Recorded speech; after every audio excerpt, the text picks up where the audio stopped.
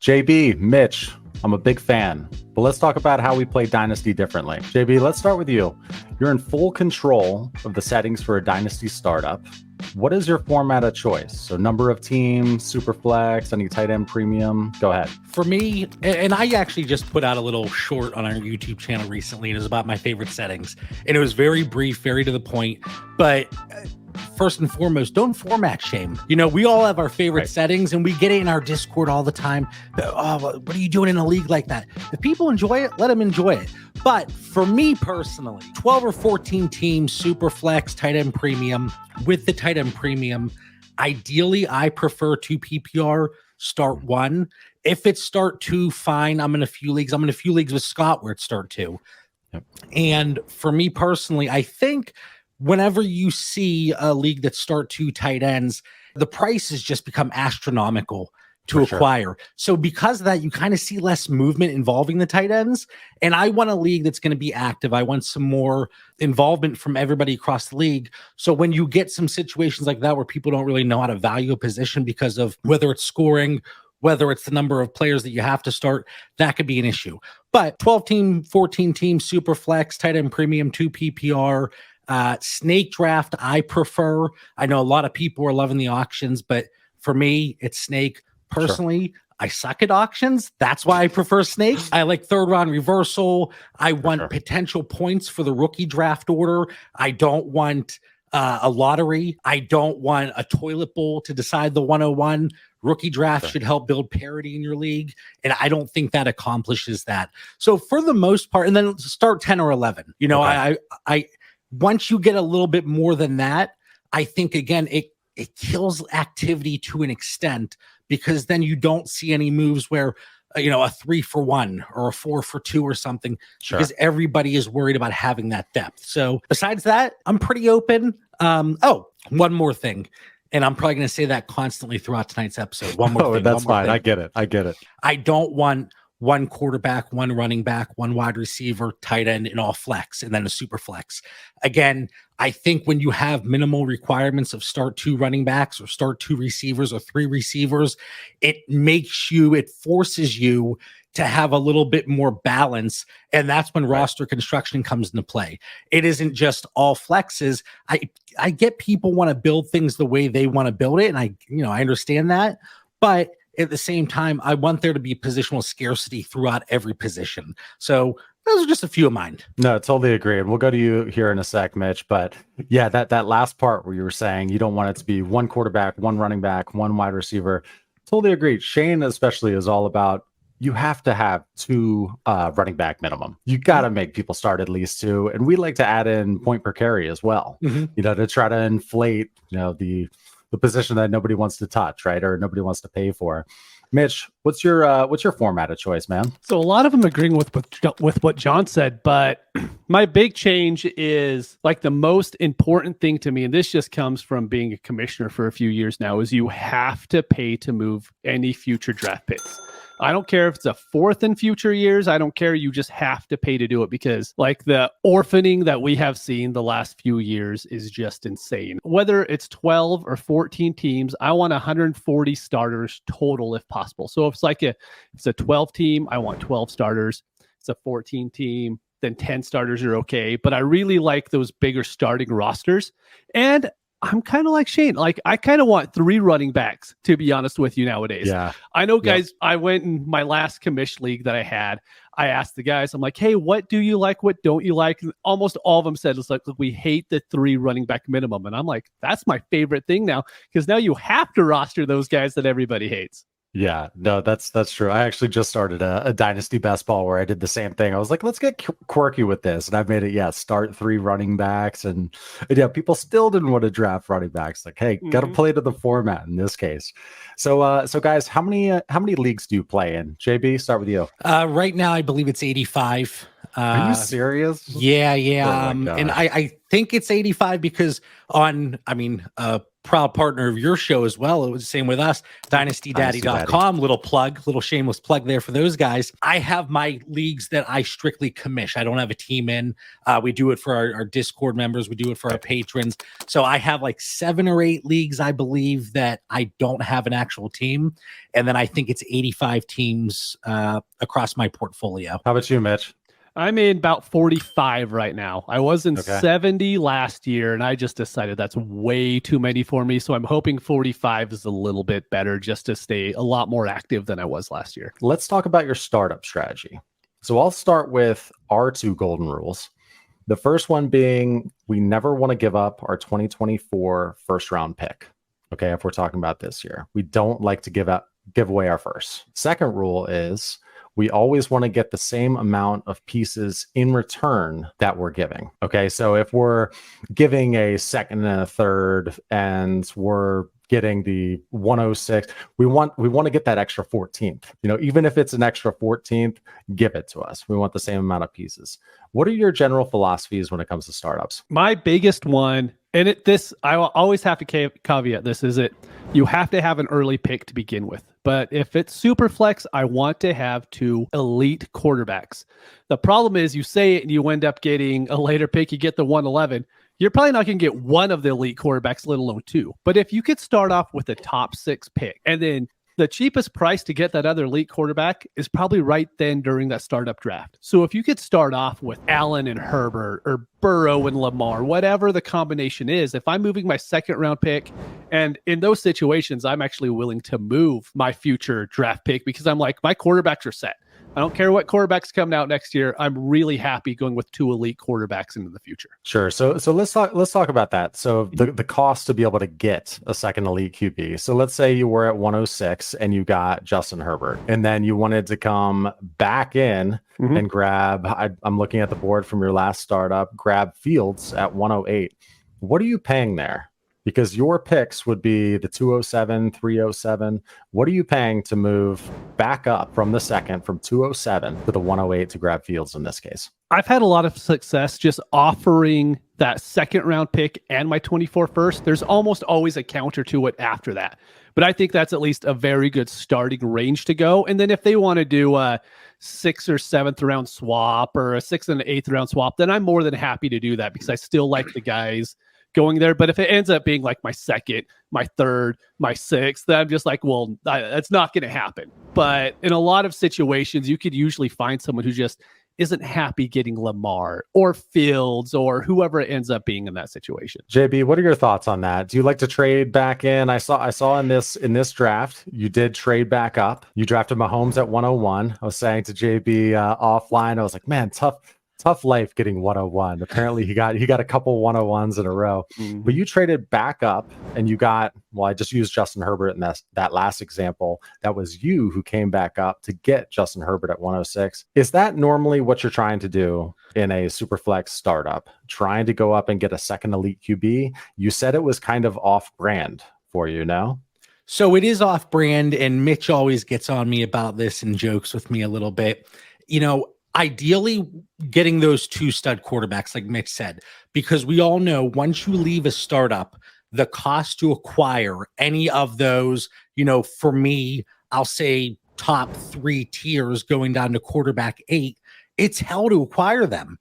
It really is. Or first, and you have to have a QB that's like within the range, striking distance to be able to talk to those guys. Yeah, go ahead. Yeah, so typically, depending on the league dynamic, and I think that's important.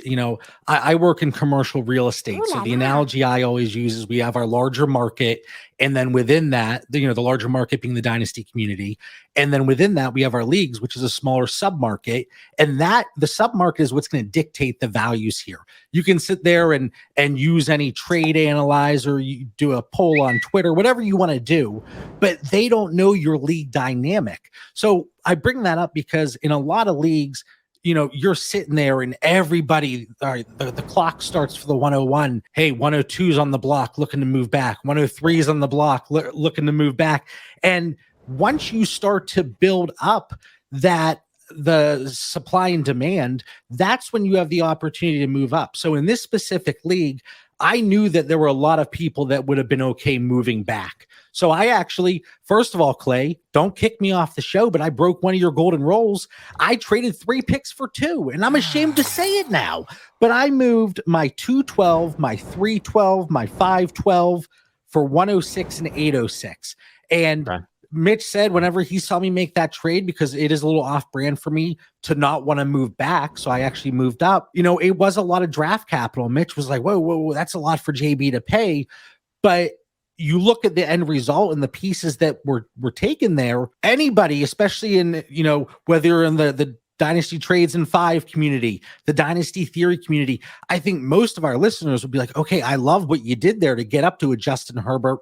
Yeah, you lost some value overall, but like you mentioned, you don't see these top 8 or so quarterbacks move unless you also have a quarterback 9 to throw back, quarterback 12 to throw back. So I'm all about tearing down and splitting up a higher price asset, but you have to still be within that range because, yeah, you can send me 6 quarters for my dollar and it looks great on paper, but there's so much danger there. And I say danger and laugh in my head because we're talking about dynasty fantasy football, but still it's danger nonetheless. And you put yourself in a precarious situation, but ultimately in startups for me, you didn't see it here, but I'm looking to move back. And everybody says it, but not even in a start 10, I am. So for me, something I really like to do, not just move back, but picking up the extra 24, you know, in this situation, 24 first. I know you guys are big on leverage. I know Scott's dynasty leverage.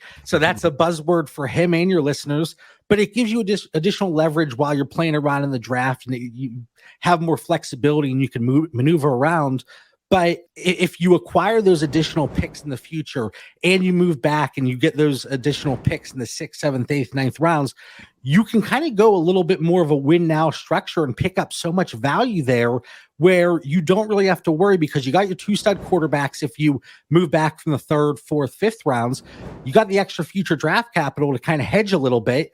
And now you can really fill your roster out with so much value that's just slipping. So ideally, even in a start 10, to a fault at times, I'm a sucker for depth. And I know warp is the magic word for Scott and the South Harmon crew. You know, depth is certainly something. And there's times that I'll pick and choose and I'll look to be a little bit more aggressive and package up as opposed to going back. But I just feel like it minimizes risk and gives you a little bit more flexibility throughout. Yeah. So let me tell you what our strategy is, or I guess this is a fluid strategy now because it's kind of an old strategy and we're not able to pull it off anymore.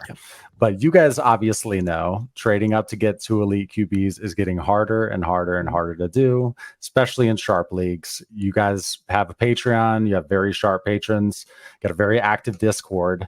They know what they're doing in there, right? So they're not going to let you just get right back up and get Patrick Mahomes and Jalen Hurts, right? To have as your anchors in a start 10.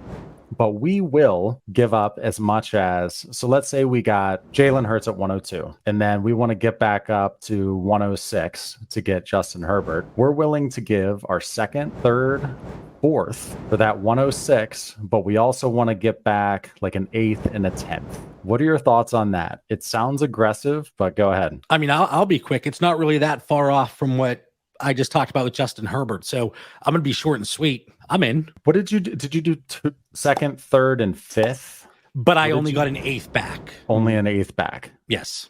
Right. What do you think, Mitch? Does that sound like too much? Give your 2nd, 3rd, 4th. It's probably the price to acquire now. Like you said, like those quarterbacks are just running the leagues. Even I've stepped outside of the Dynasty Theory bubble and joined some random sleeper leagues lately. And even all of those are the first 8 picks are quarterbacks now. Where before that just didn't happen. If you joined a random league, you would see McCaffrey or a Justin Jefferson going CD 102. Makes it in there. Exactly. And I mean, it just doesn't happen. So I think that price is probably pretty close. No, I would do it. Really, especially if you get Mahomes and Hurts. You're just so set right now. I mean, just immediately. If your team is completely terrible, you could trade one of them for 4 firsts and you can rebuild from there. So I really like it. And the example, Clay, that you gave where you had the 102 and took Hurts, then you have the 211. I think, let's say you would have the 106 or 107 and land a Herbert or Lamar Jackson. Then it might get a little more interesting because in some leagues, maybe you get a Dak that slips to 207 or 208. Yeah. So now we're talking, it's a little more interesting for me. But if you presumably, and Mitch, I'm stealing Mitch's playbook here. So you can shush me over here if you want to take the thunder. But we just talked about this last night, and the difference in what Mitch is doing between having like 112 and 201, far less willing to move up for those quarterbacks, based on where he is, as opposed to the 102 and 211, because you're not getting, those top 8, 9, 10 quarterbacks, they're gone already. So now you're looking at players that have question marks like, yeah, I could get a Breece Hall there, but it looks good on paper, but it's a running back. It's a running back. It's gross taking a running back already. Yeah. Even in a start, and you don't want a quarterback there. Yep. You don't want to draft a quarterback in the 3rd round. Oh, Clay, you're speaking my love language here. And I said this last night on the episode. Once you hit that 3rd round, like I would be perfectly fine with never making a startup 3rd, 4th, or 5th round pick. Mm-hmm. And it's not because I don't like a lot of the players there, but after you get past those first couple of tiers of quarterbacks, it's relatively flat.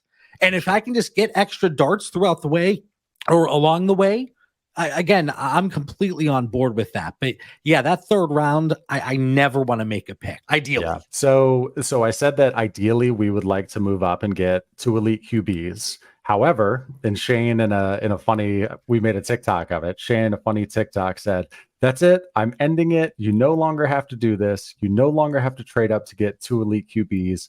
Scott and I were the ones to do it years ago. We made some great teams. You don't have to do it anymore." The reason he's saying that is because now he's comfortable with the depth at QB, and he's willing to take a gamble on an Anthony Richardson or a CJ Stroud. He's comfortable enough to where he can get one elite guy and then grab one of those and then, hopefully fill in some decent ones later in the startup. And another league that that just wrapped up, I started, I think I had the 110 and I slammed wide receiver. I got Chase, Amon-Ra, St. Brown, T. Higgins. I think I scooped up Amari Cooper later. Anyway, but my quarterbacks actually ended up being Kirk Cousins and Geno Smith there. And it's just because of how things fell to start the draft. I wasn't able to move up at a reasonable price. All those top quarterbacks that I was looking at, those top 8 quarterbacks, they were gone.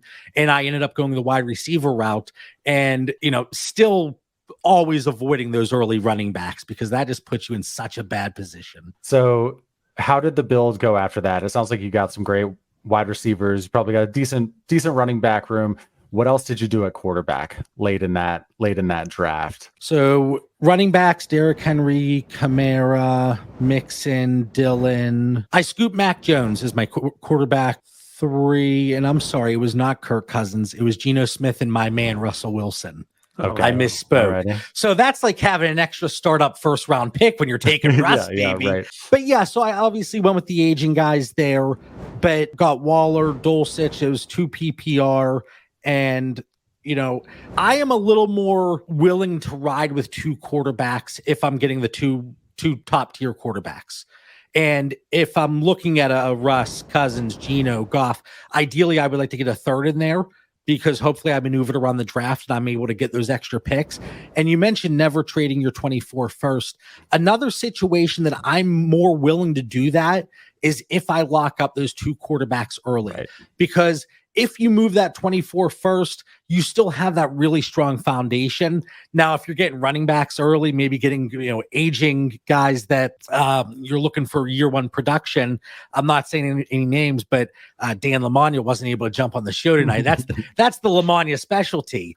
But moving your 1st round pick and not having that strong foundation, that's when I'm with you. I'm not willing to move in that situation. We had a live stream where we discussed league economy and we discussed exactly that. I brought up a scenario where the quarterbacks on the guy's team were Kirk Cousins and Daniel Jones, let's say, but the elite QBs were inaccessible. The other league mates were like, nope, you're not getting them. and the guy didn't have his 24 first.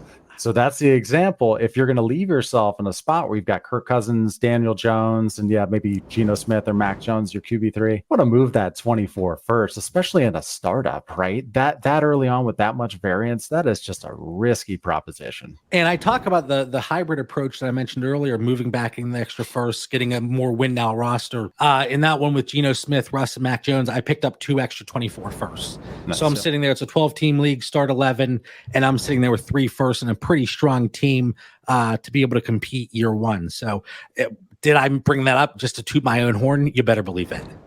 Yeah, no, for sure. Getting those extra picks, you solidified, you diversified against your trash canny quarterbacks. Hey, it's quasi trash. Russell Wilson, he's not a trash can. Oh, just wait. Just wait. Egg on the face. Is everybody going to have egg on the face with Russ Wilson? Oh, I already told Mitch I have my running shoes ready. They don't get used often, but I'm gonna be ready for my victory laps here in just 6, 7, 8 weeks. Be ready. Mitch, so we're process over players. We sometimes don't even mention player names before, like in the first 10 minutes of a show, but who is your guilty pleasure player, Mitch? Who can you not quit? Oh, Jared Goff, dude. Like, I'm all in on Jared Goff, dude. I think he's like the perfect little dynasty quarterback now. And one of the big switches that I have done recently is I used to always be that I have to have 3 quarterbacks. Like I have to. But then I kind of figured out a couple of years ago, it's not hard to go out and trade for one of those lower tier quarterbacks if you want to. Like if Jared Goff gets a Purdy if you need to. Exactly. Like if I want, if Goff gets injured, I'll go get Carr. I mean, the price isn't going to be too bad to where it's going to kill my team. So for me, like if I can't get those 2 elite guys, I'm kind of doing what John did in that last startup is I'm just hitting positional players as much as I can, hoping to come out with a Cousins, a Goff, a Pickett, just something like that. 2 guys that I could just be okay with going into this year. Because the thing is I'm like, hey, I want the 2 elite quarterbacks and hopefully they stay on my roster. More than likely, I'm going to trade one at some point because a trade's going to come along and I'm going to like it. I'm going to move off of that value anyways. So there's going to be a lot of times to where even after the startup, I'm like, hey, I love my team. I just did this with Jamar Chase not too long ago. I have Chase. It's awesome. But I love Amon-Ra St. Brown too, so I want him as well. So I end up doing a big trade with Chase for Amon-Ra and some other pieces. Not to get sidetracked, but the Lions just traded for Denzel Mims. So Mitch is about to have a Mims jersey up behind him in a minute. It's so funny because every time I see Mims when we're reading off questions or looking through comments, every time I see Mims, I still can't in my brain make it Marvin Mims. It is still Denzel Mims. So yeah, another thing is too, and this is something we talked about recently, is so if you're going to do that strategy where you're grabbing wide receivers instead of quarterbacks, you're going with a build like you're doing Kirk Cousins or Russell Wilson, getting a Pickett in there, getting those, it does seem a little scary taking wide receivers. With that being said, if it's a high leverage, high value player like a Chase, a Jefferson, a Wilson, a Olave, those guys can get you in the conversation to be able to get an elite quarterback. All of a sudden, you tack on Garrett Wilson to Kirk Cousins, and you can have a conversation. Lamar Jackson, is he now available? So while you aren't taking those 2 elite quarterbacks, you're getting these sexy, insulated assets that you can then trade. So no, I love it. That sounds like a good build, especially getting those extra firsts. So let's talk about a trade here. So it's a 12-team super flex PPR 1.75 tight end premium start 11. Are you going Brandon Ayuk and call it a mid 24 first? Or Garrett Wilson? Mitch? Oh, Garrett Wilson, pretty. I'll go really hard on that one because it's the 49ers quarterbacks. I can't trust them. Like, I love Ayuk. I know Ayuk is going to produce on the field, but there's enough hesitancy from the other managers in dynasty leagues that aren't going to want to go out and get him. And then if you said early 24 first, then it wouldn't even be a discussion. I would want the pick. But a mid, I'm still not entirely sure if I'm loving the players that are going to be coming out in that kind of value in the draft. So for me, it's Garrett Wilson. Give me him with Aaron Rodgers this year. I mean, what if Aaron Rodgers lasts for 2 years? Then all of a sudden, Garrett Wilson's value is locked in wide receiver 3, not moving sort of stuff. And if that's the case, I want that. Yeah, I like Brandon Ayuk quite a bit. depending on what day it is on fantasy calc, you see the overall value switch a little bit. And on my tiers, he goes from green to red to neutral. But for me, this is an easy one as well. And it's Garrett Wilson. I love the overall idea, especially just in the startup conversation we had, talked about wanting to move back, break up some of those assets. And Garrett Wilson certainly could fall into that.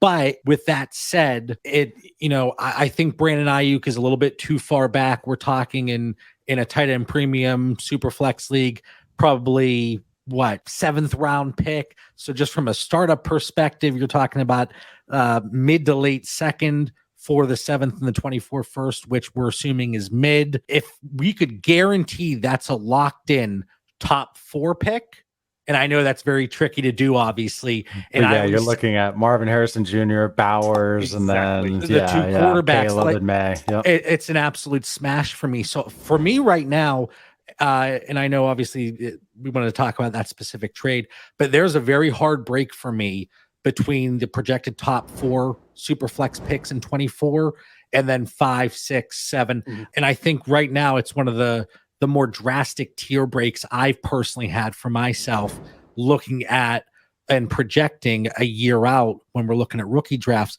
But Clay, can you show me anybody more confident than a dynasty manager trying to project future firsts? I was going to ask you this, guys. So our subscribers, our tribe, as we call them, they know how to phrase their questions with us, let's say. So we always assume mid. So if they say projected late or projected early, we take them at their word because we know it's so hard to project mid and project late and early. With that being said, we all try to play Nostradamus. When you're looking at another team and you're examining his or her first, what do you look at first to determine whether or not that could be early, could be late? What are you looking at? Can I go first, Mitch? Please go for it.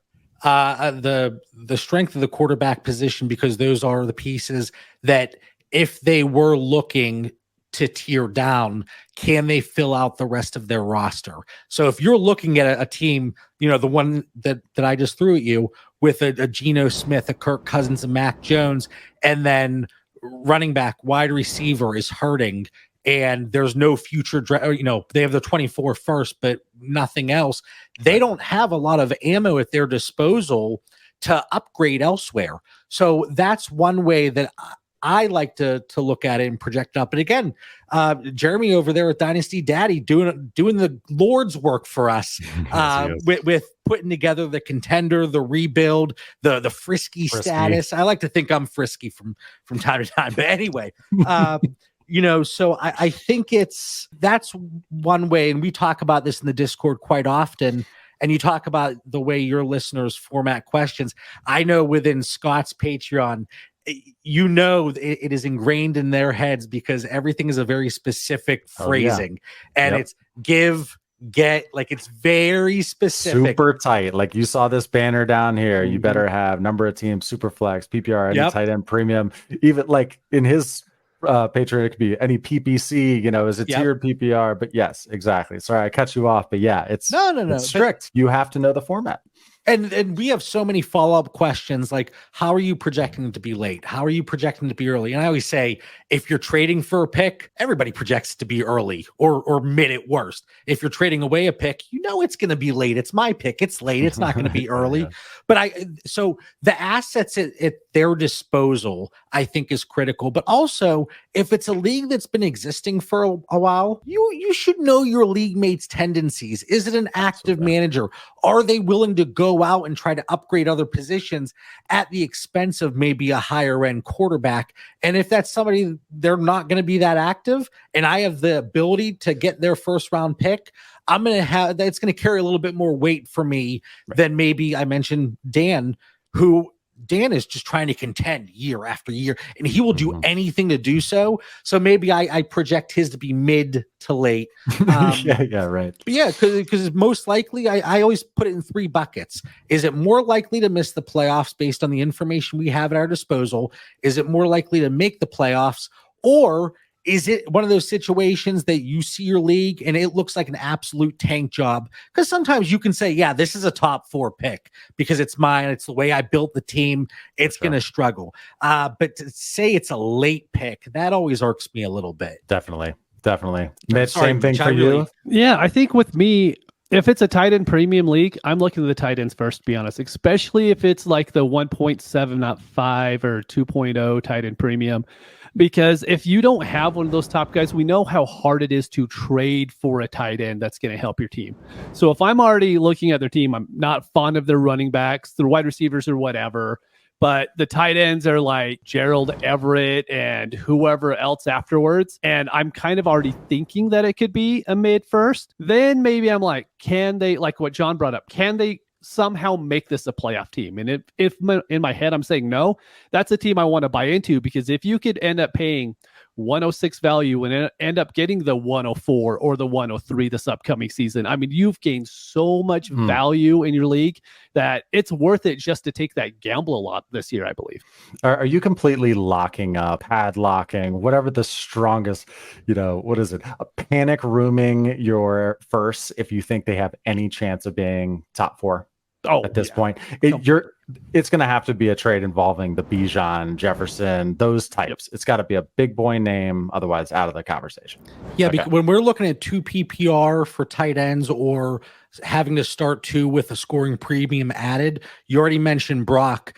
And then you throw in the 2 quarterbacks, and a lot can change. Listen, I'm not saying these guys are I mean, Isaiah Spiller was a locked in top 5 or 6 pick until he wasn't, but we're going to have 4 guys that in the tight end premium with Bowers that might be top 18 or 20 dynasty picks in startups in 6 months, so you are going to have to back up that truck and really overpay. I have certain picks from other teams that you're not getting that pick. Yeah. I don't care if there's a situation where, you're putting me in a better situation immediately. You're going to have to pry that out of my cold dead hands. Right? Yeah. I mean, especially with the tight ends, like let's say Laporta hits, let's say Kincaid hits, all of these tight ends. And if Pitts hits this year, if he, throws up the middle finger and gives the FU to everybody, if he hits Bowers' price in a 2.0 tight end premium, I mean, is he going before the second quarterback? I mean, going before Marvin Harrison Jr.? No, I mean, I was just going to say he very well could be the 102. I mean, yeah, it's going to be interesting to see how things play out, because I'm seeing a lot of positive reports from people in the know that people just love Drake May. And they're saying he could be the first, but we always get those hype pieces, especially almost a year out. But I think Caleb and then Brock in those formats. Yeah, that's wild. So an important question here, JB, we'll start with you. I always ask this. So if I were to hop into your whip, so I infiltrate your car, what song do I hear? So right now, I'm a big Pop 2K guy on Sirius. Yes, you are. Okay. Oh, I picked Mitch up from the airport in Cleveland. We went to Canton for the expo, and I apologize. I was like, hey, listen. So I mean, whatever's playing on Pop 2K, it could be oh my goodness, what's the song that blah, blah, blah. I feel like 50 Cent is on there a lot. Fitty. Okay. Okay, Fitty. All right, I like it, Mitch. So it's going to be NF, but if I actually have to pick just a song, the Luke Combs cover of Fast Car, like the song's just amazing. So all right, well, I'm going to stick with Tracy Chapman song. But... Yeah. No, I always ask that question because I'm in a big music kick lately. Don't listen to podcasts anymore. I don't consume 10 hours of content on digital marketing and how to grow on YouTube. So big into music right now, so it's a fun question to ask. Okay, guys, I feel like we're going to have to do this again one day. The show is called Dynasty Different. We're actually very Dynasty same in this show, but hey, I mean, it's fantastic. It's nice to meet you guys again. I'm a fan, and I appreciate your work, and you're very similar to how we are. Hey, great minds think alike, right? But hey, shout yourself out. Tell us what you're doing. I'm a patron of yours. I can speak to the very busy Discord, and I'm a happy patron with what I get. But tell me about yourselves. Go ahead. So I'll let John give out all the details and all the fun stuff, but I'm at DynoMC pretty much everywhere. I'm really not on Twitter a whole bunch. I told John that I will be more active on Twitter. I promise. But besides that, really, I'm just in the Dynasty Theory Discord nonstop every day. You know, it's what I love. It's what we do now. Yep. You can find me on Twitter at the Bauer Club, the show Dynasty Theory at Dynasty Theory FF on Twitter, Instagram, Threads now, trying to check that out. We'll see how that goes. We got the YouTube channel.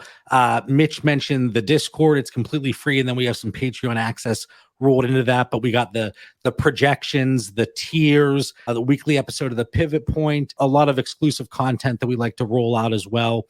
But, you know, you said great minds think alike, but fools rarely differ, right? That's the so hopefully we're in that first part, certainly. But yeah, Clay, this was an absolute blast. We got to have you up on Dynasty Theory. Hey, I'd love to. And like we talked about, I'll be throwing this out on our feed as well. You know, I'd be shocked though. Little shout out to you guys. I'd be shocked if any of our listeners haven't listened to you guys and don't regularly consume your content. You guys are doing a fantastic job. Oh, thank you very much. Appreciate that. And yeah, hopefully our listeners who are watching this, well, hopefully they listen to you, but hopefully they don't, and now they will. So we'll see. We'll see what kind of traffic we bring if we have any juice. Thanks for joining, guys. We'll talk to you later.